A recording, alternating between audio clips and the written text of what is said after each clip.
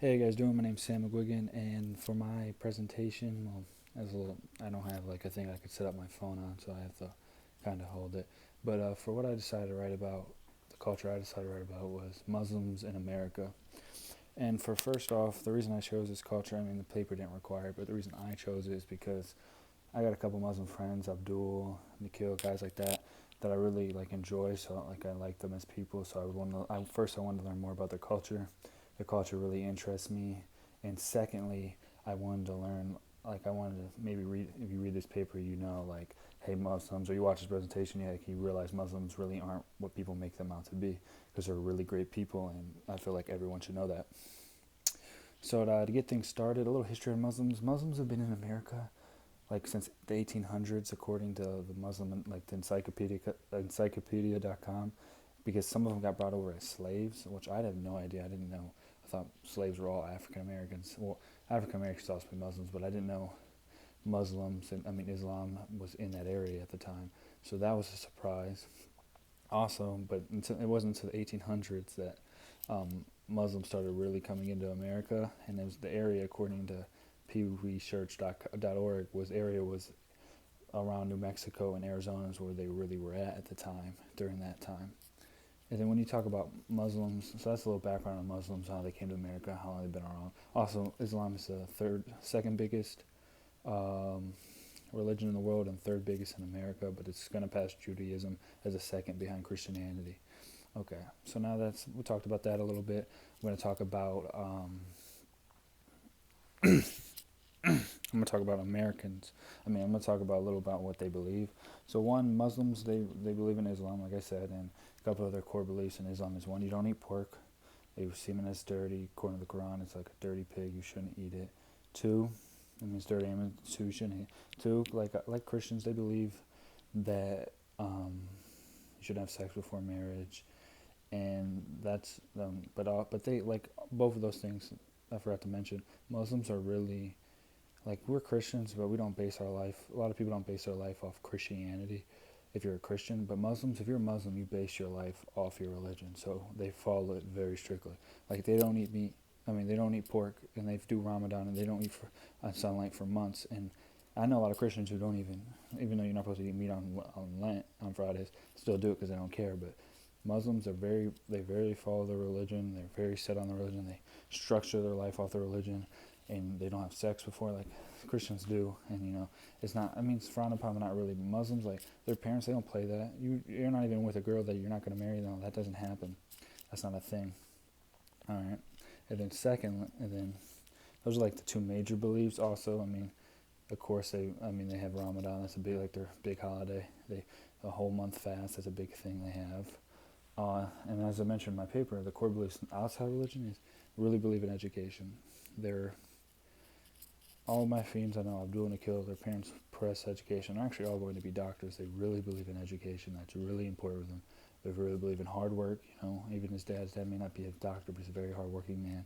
Everyone I know, they're very hardworking. Thirdly, let me see, what else do they believe in? You got their second, they believe in hospitality. That was it.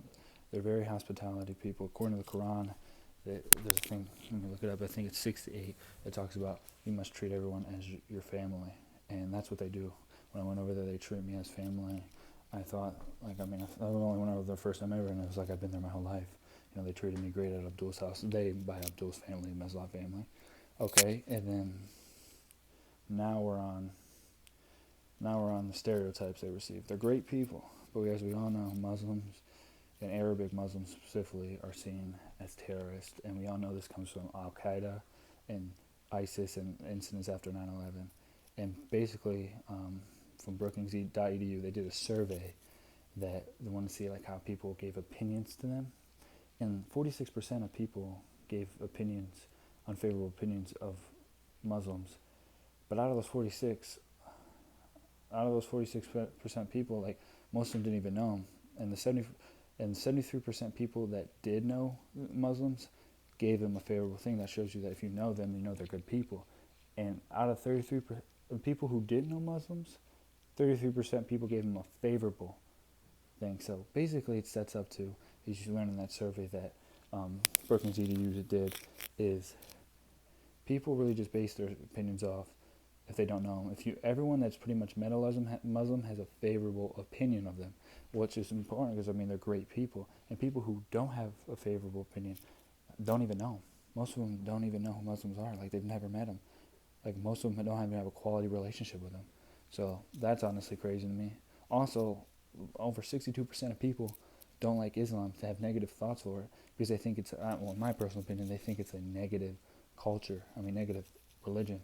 And I don't believe that because according to the Quran, I think they say that one shall not. Let me look up the verse again. I got it right here.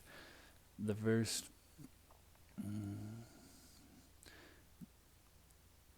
The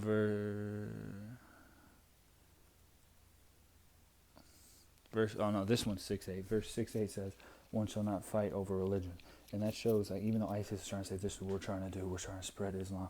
That's not what the Quran and Allah wants.